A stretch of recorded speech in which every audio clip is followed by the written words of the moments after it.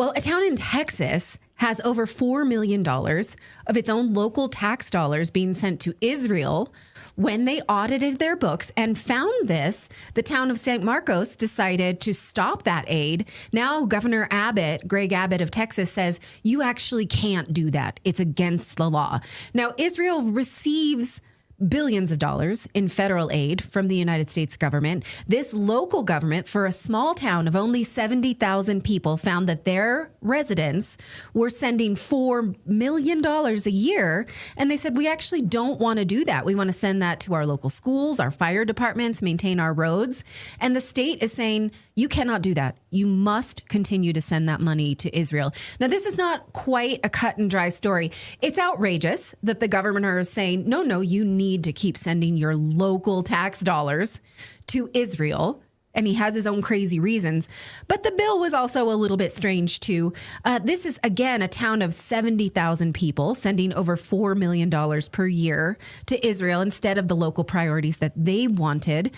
They drafted a resolution to stop that. And Governor Abbott said, you can't do that because it's anti-Semitism. So they are obligated to send their money abroad to Israel. Here is his tweet about it. And then also he wrote the letter. He says that this is against state law. What law? Well, actually, there is a law in Texas that no government entity may enter into a contract worth $100,000 or more unless it includes a written verification that the entity does not boycott Israel and will not boycott Israel during their term. So this is basically an anti-BDS law on the books.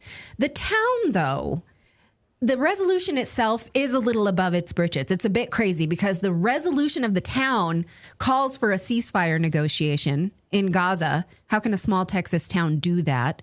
And it calls for Israel to remove itself from Gaza. Okay. Again, that's a little insane how a small town in Texas can do this. But what they want to do is try to reallocate their own money.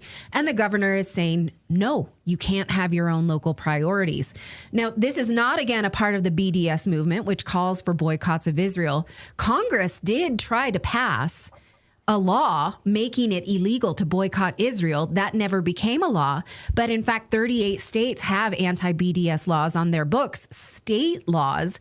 These have not held up in court, but they have not been struck down either. So each state has these laws. 13 additional states want to put them on the books, even though more than 70% of Americans do not support anti-BDS laws, because we should be able to boycott whoever the hell we want to. That's our right. No government should tell us what we have to support and what we don't have to support. But again, that is currently the law in many states. There is a movement in Texas to repeal that. Who knows where that will go? Now, Abbott's logic is removing the aid as a boycott.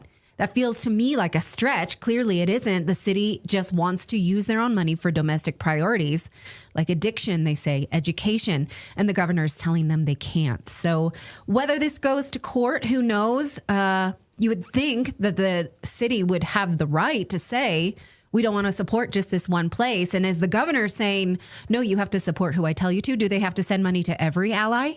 No, just Israel. So it's pretty wild, don't you think?